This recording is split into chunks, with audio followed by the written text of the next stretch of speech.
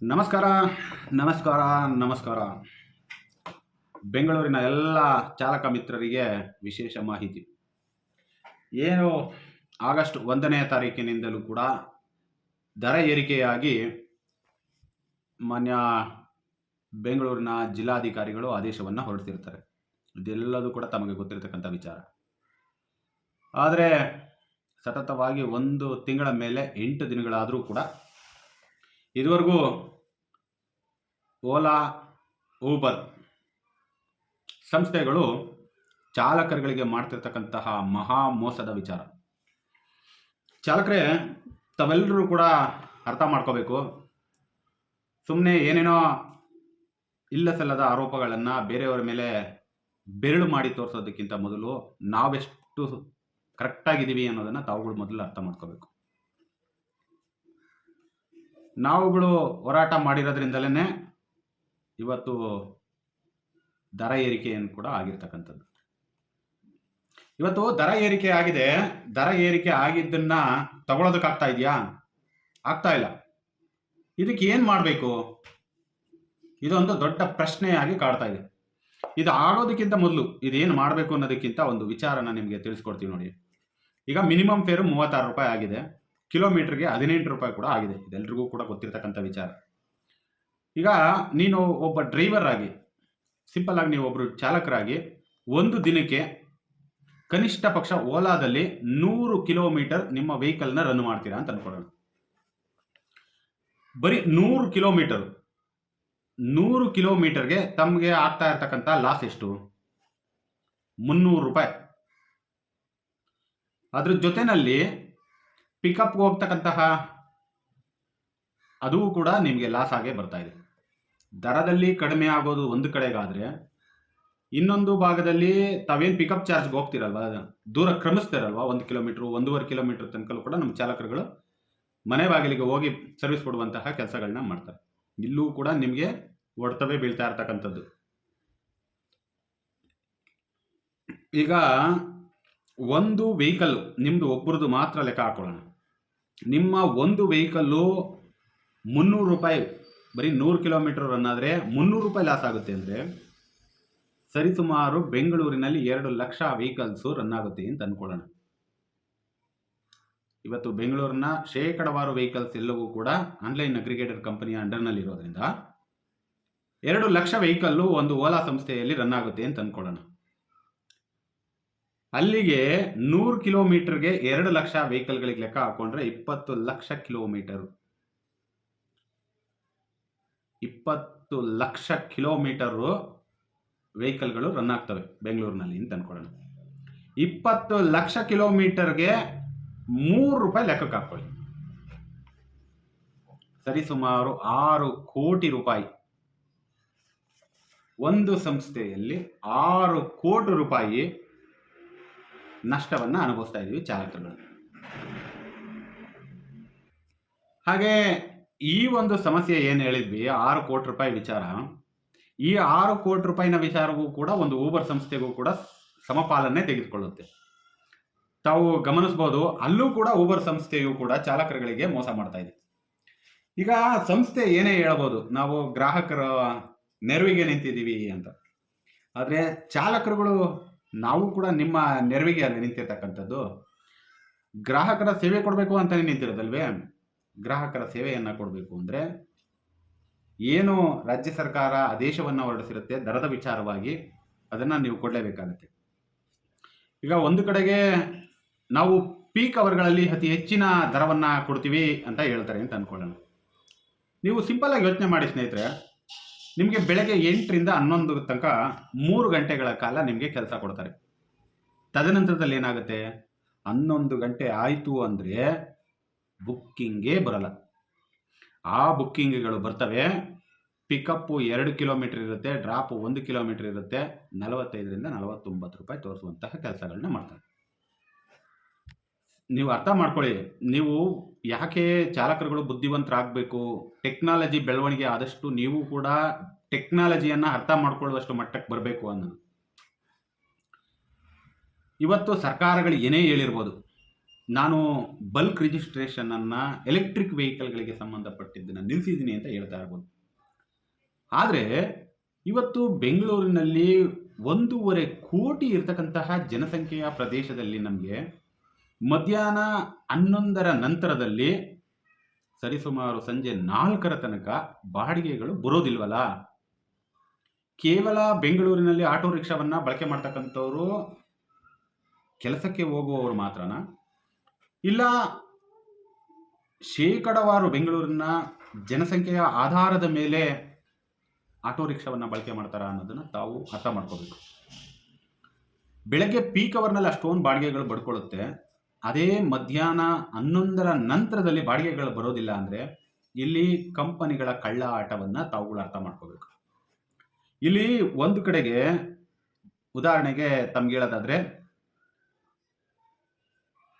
ಕ್ಯಾಬ್ನವ್ರಿಗೆ ಸಂಬಂಧಪಟ್ಟಿದ್ದು one rate one ಸಿಟಿಯನ್ನು ಸರ್ಕಾರ ಏನೋ ಆದೇಶವನ್ನು ಹೊರಡಿಸುತ್ತೆ ಕ್ಯಾಬ್ಗೆ ಸಂಬಂಧಪಟ್ಟಂತೆ.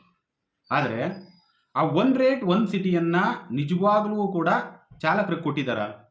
ಯಾಕೆ ಕ್ಯಾಬ್ನ ಲೈಸೆನ್ಸನ್ನು ತೆಗೆದುಕೊಂಡು ಆಟೋ ಚಾಲಕರುಗಳನ್ನ ಹಿಡ್ಕೊಂಡು ಬಿಸ್ನೆಸ್ ಮಾಡ್ತಿರ್ತಕ್ಕಂತಹ ಕಂಪನಿಗಳು ಕ್ಯಾಬ್ನವ್ರಿಗೆ ಯಾಕೆ ಇಷ್ಟು ದೊಡ್ಡ ಮಟ್ಟದ ಮೋಸವನ್ನು ಮಾಡ್ತಾ ಇದ್ದಾರೆ? ಇಷ್ಟು ದೊಡ್ಡದ ಮೋಸ ಆದರೂ ಕೂಡ ಕ್ಯಾಬ್ನ ಚಾಲಕರು ಯಾಕೆ ಸರ್ಕಾರದ ವಿರುದ್ಧವೇ ಆಗ್ಬೋದು, ಕಂಪನಿಗಳ ವಿರುದ್ಧವಾಗಿ ಆಗ್ಬೋದು, ಧ್ವನಿಯನ್ನು ಯಾಕೆ ಎತ್ತುತ್ತಾ ಇಲ್ಲ ಅಂದರೆ ಅವ್ರು ಹಾಕಿರ್ತಕ್ಕಂತಹ ಬಂಡವಾಳದ ಭಯ. ಉದಾಹರಣೆಗೆ 5 ಲಕ್ಷದಿಂದ 15 ಲಕ್ಷದ ತನಕಲ್ಲೂ ಕೂಡ ಅವರು ಬಂಡವಾಳ ಹಾಕಿ ಒಂದು ಕಾರನ್ನು ಖರೀದಿ ಮಾಡಿರ್ತಾರೆ. ಕಮಿಟ್ಮೆಂಟ್ಗಳು ಕೂಡ ಅಷ್ಟೇ ಇರುತ್ತೆ. ಮನೆ ಬಾಡಿಗೆಯಿಂದ ಹಿಡಿದು, ಸಂಸಾರದಿಂದ ಹಿಡಿದು, ಮನೆಯಲ್ಲಿ ಇರುಕರು ನೋಡ್ಕೊಳ್ಳೋದು, ಔಷಧ, ಮಕ್ಕಳ ವಿದ್ಯಾಭ್ಯಾಸ, ಪ್ರತಿಯೊಂದು ಜೀವನವನ್ನು ಕಟ್ಕೊಳ್ಳೋದಕ್ಕೆ ಅಂತ ಬೆಂಗಳೂರು ನಗರಕ್ಕೆ ಬಂದಿರ್ತೀವಿ. ಇಲ್ಲಿ ಕಂಪನಿಗಳ ಜೊತೆಯಲ್ಲಿ ಯುದ್ಧ ಮಾಡೋದಕ್ಕೆ ಅಂತ ಬಂದಿರೋದಿಲ್ಲ.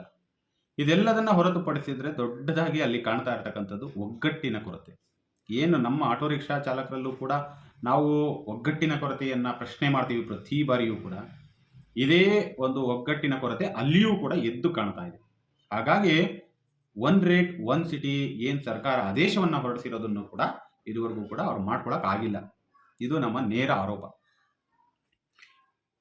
ತಾವು ಏನು ಮಧ್ಯಾಹ್ನ 11ರ ನಂತರದಲ್ಲಿ ಬಾಡಿಗೆ ಎಲ್ಲಿಗೆ ಹೋಗುತ್ತೆ ಅನ್ನೋದು ತಮ್ಮ ಒಂದು ದೊಡ್ಡ ಪ್ರಶ್ನೆ ಆಗಿದ್ದರೆ, ತಾವೇನಾದರೂ ITBTಗೆ ಸಂಬಂಧಪಟ್ಟ ಜಾಗಗಳಲ್ಲಿ ಕರ್ತವ್ಯವನ್ನು ನಿರ್ವಹಿಸ್ತಾ ಇರ್ತಕ್ಕಂತಹ ಚಾಲಕರುಗಳಾದರೆ ತಾವುಗಳು ಅಲ್ಲಿ ಸುತ್ತಮುತ್ತ ಓಡಾಡುವಂತಹ ಎಲೆಕ್ಟ್ರಿಕ್ಗೆ ಸಂಬಂಧಪಟ್ಟ ವಾಹನಗಳ ಬಗ್ಗೆ ತಾವು ಗಮನ ಹರಿಸಿದರೆ ನಿಜವಾಗಿಯೂ ಕೂಡ ತಮಗೆ ಸತ್ಯಾಂಶ ಏನು ಅನ್ನೋದು ತಿಳಿಯುತ್ತೆ.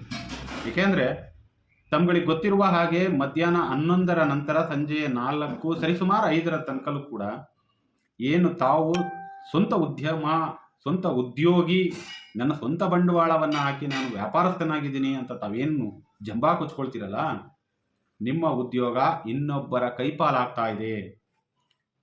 ಇದ್ರ ವಿರುದ್ಧವಾಗಿ ತಾವೆಲ್ಲರೂ ಕೂಡ ಶಕ್ತಿಯುತವಾಗಿ ಹೋರಾಟವನ್ನು ಮಾಡಬೇಕು ಆದರೆ ಬೆರಳು ಮಾಡಿ ತೋರಿಸೋದು ನೀವು ಸಂಘಟನೆಗಳನ್ನು.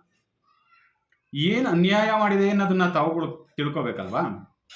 ನಿಮಗೆ ಸಂಘಟನೆಗಳು ಏನು ತಪ್ಪು ಮಾಡಿದೆ ಅನ್ನೋದನ್ನ, ತಪ್ಪು ಮಾಡಿರೋ ಅಂಥವ್ರನ್ನ ನೇರವಾಗಿ ಪ್ರಶ್ನೆ ಮಾಡೋದನ್ನು ಬಿಟ್ಟು ಎಲ್ಲರನ್ನೂ ಒಂದೇ ತಕ್ಕಡಿಗೆ ಹಾಕಿ ನೋಡುವ ಒಂದು ಮನಸ್ಥಿತಿಯನ್ನು ಮೊದಲು ಬದಲಾವಣೆ ಮಾಡ್ಕೊಳ್ಳಿ. ನೀವು ಇದೇ ಮನಸ್ಥಿತಿಯನ್ನು ಇಟ್ಕೊಂಡು ಮುಂದೆ ಹೋದರೆ ನಿಜವಾಗ್ಲೂ ಕೂಡ ಮುಂದಿನ ದಿನಗಳಲ್ಲಿ ಈ ನಿಮ್ಮ ಆಟೋ ರಿಕ್ಷಾ ವೃತ್ತಿ ಸಂಪೂರ್ಣವಾಗಿ ಬಂಡವಾಳಶಾಹಿಗಳ ಕೈ ಸೇರೋದಂತೂ ಶತಸಿದ್ಧ. ನೋಡಿ, ನೀವು ಒಂದು ವೆಹಿಕಲ್ನ ಖರೀದಿ ಮಾಡ್ತೀರಾ ಅಂದರೆ ಅದಕ್ಕೆ ಡೌನ್ ಪೇಮೆಂಟ್ ಅಂತ ಕಟ್ತೀರಾ, ಯಾವುದೋ ಅನಧಿಕೃತವಾಗಿ ಶೇಟು ಹತ್ರ ಲೋನ್ ಹಾಕಿಸ್ಕೊಳ್ತೀರಾ, ಯಾರಿಗೋ ದುಡ್ದು ಹಗಲು ರಾತ್ರಿ 10,000 ರೂಪಾಯಿ ಫೈನಾನ್ಸ್ ಕಟ್ತೀರಾ. ಬಂಡವಾಳವನ್ನೇ ಹೂಡದೆ ಕೇವಲ ಒಂದು ಆ್ಯಪನ್ನು ಇಟ್ಕೊಂಡು ಬಂದು ಇಡೀ ನಿಮ್ಮ ಜೀವನದ ಜೊತೆ ಆಟ ಆಡ್ತಾ ಇದ್ದಾನೆ ಅಂದರೆ ನೀವು ಅದನ್ನು ಹೇಗೆ ಓಡಿಸ್ಬೇಕು? ಉದಾಹರಣೆಗೆ ರಸ್ತೆಯಲ್ಲಿ ನೀವು ಟ್ರಾವೆಲ್ ಮಾಡುವ ಸಂದರ್ಭದಲ್ಲಿ ಒಂದು ಗಾಡಿ ಪಂಚರ್ ಆಯಿತು ಅಂದರೆ ಅದಕ್ಕೆ ಪಂಚರ್ ಹಾಕಿಸ್ಕೊಂಡು ಮುಂದೆ ಮೂವ್ ಮಾಡ್ತೀರಲ್ವಾ? ಅದೇ ಥರನೇ ನಿಮಗಿಲ್ಲಿ ಆ್ಯಪ್ ಆಧಾರಿತ ಸಂಸ್ಥೆಗಳು ಕೂಡ ಅಲ್ಲಲ್ಲಿ ಪಂಚರ್ಗಳು ಮಾಡ್ತಾ ಇದೆ. ತಾವುಗಳು ಎಚ್ಚೆತ್ಕೋಬೇಕು ಅಂತೇಳಿ ನಾನು ನಿಮ್ಮ ಮೂಲಕ ನಿಮ್ಮಲ್ಲಿ ಮನವಿ ಮಾಡ್ಕೊಳ್ತಾ ಇದ್ದೀನಿ ಸ್ನೇಹಿತರೆ.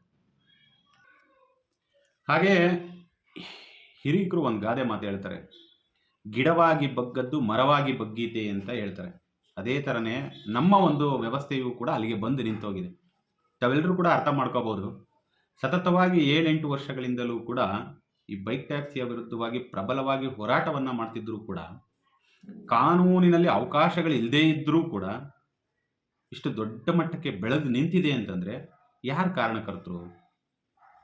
ತಾವೆಲ್ಲರೂ ಕೂಡ ಅನ್ಕೋಬಹುದು, ಸರ್ಕಾರ ನಮ್ಮ ಪರವಾಗಿ ನಿಂತಿದೆ, ಸರ್ಕಾರ ಏನು ಮಾಡ್ತಾ ಇದೆ, ಸರ್ಕಾರ ಯಾಕೆ ನಮ್ಮ ಪರವಾಗಿ ನಿಂತ್ಕೊಳ್ಳಲ್ಲ ಅಂತ ನೀವೆಲ್ಲರೂ ಕೂಡ ಪ್ರಶ್ನೆ ಮಾಡ್ಬೋದು.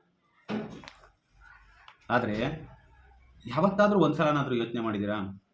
ನಾವು ಕಟ್ಟುವಂತಹ ತೆರಿಗೆ ಹಣದಲ್ಲಿ ಮಾತ್ರ ಸರ್ಕಾರ ನಡೆಯುತ್ತೆ.